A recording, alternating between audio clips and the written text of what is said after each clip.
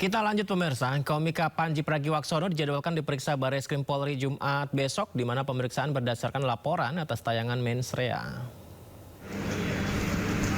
Polda Metro Jaya mengirimkan undangan panggilan klarifikasi terhadap komika Pandji Pragiwaksono atas 5 laporan polisi, 1 pengaduan atas tayangan pertunjukan Pandji yakni Mensrea.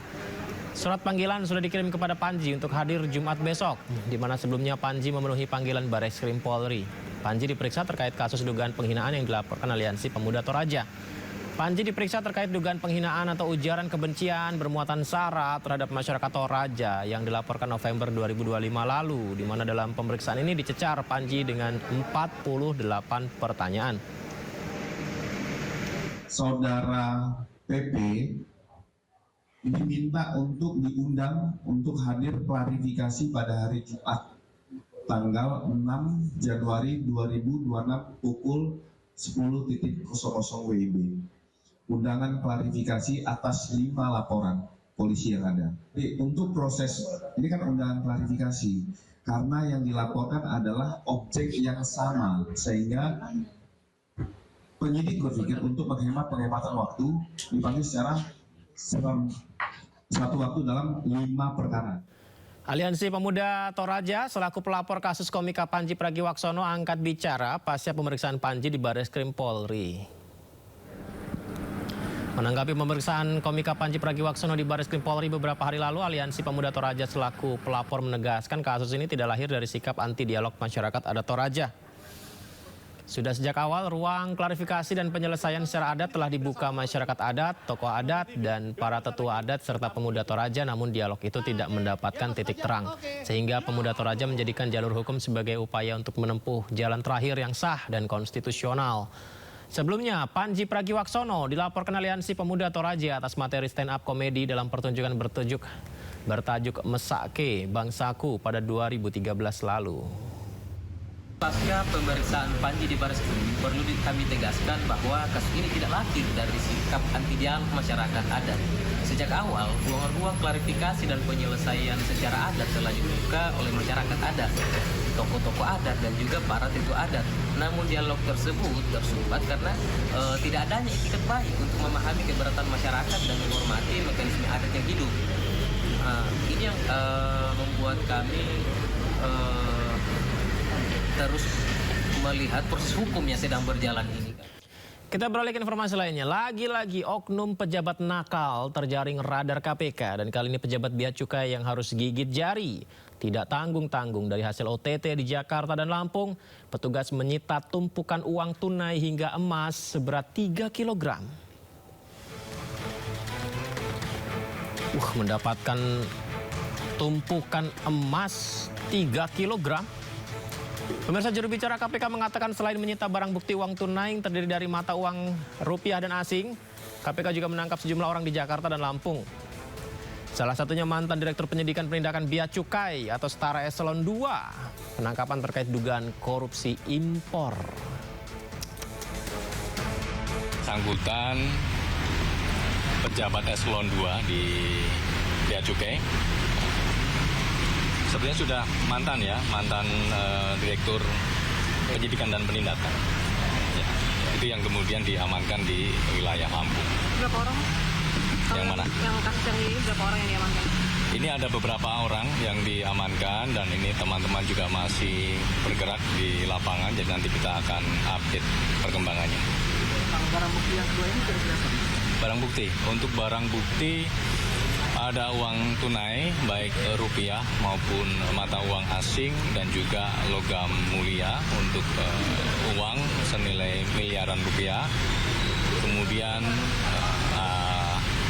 logam mulia itu ada mungkin sekitar 3 kg emas. Ya, terkait dengan beberapa barang yang masuk ke Indonesia begitu ya. Selain di Jakarta dan Lampung, Komisi Pemberantasan Korupsi KPK juga gelar OTT di Kantor Pelayanan Pajak Madya Banjarmasin, Kalimantan Selatan. Pihak Kantor Pelayanan Pajak Pratama Banjarmasin di kawasan Lambung Mangkurat membenarkan adanya pejabat yang diamankan KPK untuk keperluan pemeriksaan lebih lanjut lagi.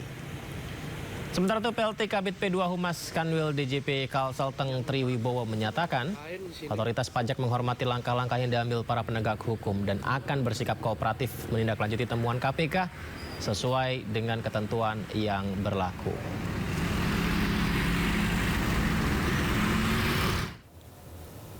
Tanggapi operasi tangkap tangan OTT KPK di kantor pelayanan pajak Madya Banjarmasin dan mantan pejabat di Ditjen Bea Cukai, Menteri Keuangan Purbaya Yudi Sadewa akan jatuhkan sanksi pemberhentian jika ada pegawai di lingkungan Kementerian Keuangannya yang terbukti terlibat.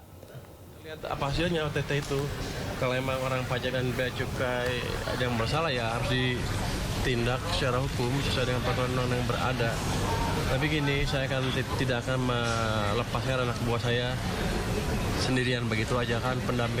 Akan ada pendampingan hukum dari Departemen Keuangan, tapi tidak dalam bentuk intervensi hukum. Itu kira-kira. Kita temenin aja sampai prosesnya selesai. Kenapa terpukul? Kan itu justru merupakan titik masuk untuk memperbaiki pajak dan bea cukai sekaligus. Kemarin kan bea cukai udah saya break, kan yang dapat yang dipinggirkan udah terdeteksi emang sebelumnya emang ada sesuatu yang aneh di situ. Bukan rotasi kalau saya nggak boleh menjudge ya. Pak, tadi Bapak bilang nanti kita akan non-job kan mungkin di salah tempat di pusat yang nggak ngapa-ngapain kalau terlibat. Tapi kalau itu boleh berhenti nggak? Nanti kita lihat. Kayaknya sih kalau terbukti salah bisa diberhentikan, sekarang berhentikan. Kritik pedas soal hukum kembali disampaikan mantan Ketua KPK Abraham Samad. Abraham menegaskan indeks persepsi memprihatinkan bukan sekedar angka, tapi bisa berdampak serius pada kepastian dunia usaha. Penegasan itu disampaikan Abraham Samad dalam diskusi panel yang digelar di Jakarta. Abraham menilai lemahnya penegakan hukum bersumber dari praktek korupsi di lingkungan aparat penegak hukum seperti polisi, jaksa, dan hakim. Senada dengan itu, dosen hukum Universitas Andalas, Ferry Amsari, menyebut kondisi penegakan hukum saat ini sudah menyimpang dari prosedur yang benar. Ferry mencontohkan praktek persidangan hingga dini hari dinilai merugikan terdakwa dan penasihat hukum, serta mencederai prinsip-prinsip keadilan. Karena IPK kita masih rendah, maka kita harus merubah strategi pemberantasan korupsi kita. Kita harus fokus kepada area-area tertentu. Oleh karena itu kalau Anda lihat apa yang diamanahkan oleh United Nations Convention Against Corruption, itu dia mensyaratkan kalau IPK mau cepat naik secara drastis, maka harus menyentuh yang namanya judicial corruption. Selain judicial corruption, ada 4 lagi. Foreign bribery, kemudian trading influence, kemudian illicit enrichment, dan yang keempat commercial bribery. Itu yang ada diamanahkan. beberapa contoh, jadi yang saya presentasikan itu hasil penelitian, yaitu hipotesa belum selesai ya. Yang kita lihat itu tidak profesional. Misalnya ada perkara persidangan sampai jam 2 malam.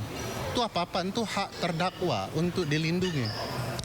Dalam studi ya, batas waktu profesional itu jam 9 pagi hingga jam 5 sore. Nah, Indonesia mengabaikan prinsip itu hingga jam 2 malam. Bagaimana orang akan fokus membela dirinya kalau sebuah perkara ditangani sampai jam 2 malam? Pemirsa, viral video mantan Gubernur DKI Jakarta Anies Baswedan bertemu anggota Intel di sebuah warung makan saat berkunjung ke Karanganyar, Jawa Tengah. Menariknya, Anies bahkan ajak ketiga anggota Intel itu foto-foto bareng. Ayo bareng-bareng, yang tugas malah nggak difoto. What? Ayo foto bareng-bareng. Ayo, sini. Nah, daripada sembunyi-sembunyi toh, kita enakan foto bareng, Mas. Iya, inilah dia pemirsa momen pertemuan Anies bersama anggota yang diduga anggota Intel ya. Anies menyalami mereka seperti yang kita dengar tadi dan langsung yuk foto-foto bareng yang lagi bertugas, kata Anies Baswedan. Anies juga berseloroh ya, daripada sembunyi-sembunyi mending kita foto bareng aja. Anies selalu menyebut tempat mereka bertugas di mana. Nah, daripada sembunyi-sembunyi. Dan ini sudah diklarifikasi. Kapendam 4 di Ponegoro, Kolonel Andi Sulistyo, ketiga orang yang foto dengan Anies Baswedan merupakan anggota Intel. Wah, benar berarti ya. Ketiganya merupakan anggota Intel Kodim Karanganyar dan ketiganya tidak sedang bertugas, kebetulan sedang makan. Katanya sedang makan siang. Nah, pas makan siang di warung makan yang sama, kebetulan bertemu dengan Anies Baswedan dan tidak mengetahui kedatangan Anies. Jadi ketiga orang tersebut memang anggota Intel Kodim Karanganyar, tapi lagi makan, tidak lagi bertugas. Ketemu Pak Anies dan diajak foto bareng dengan Anies Baswedan. Informasinya begitu. Baik, pemirsa, informasi berikutnya ini tentang peristiwa yang menyakitkan ya. Polisi selidiki meninggalnya siswa SD di Ngada NTT yang diduga mengakhiri hidupnya akibat tak mampu membeli buku. Seperti apa lengkapnya di Sindo Prime.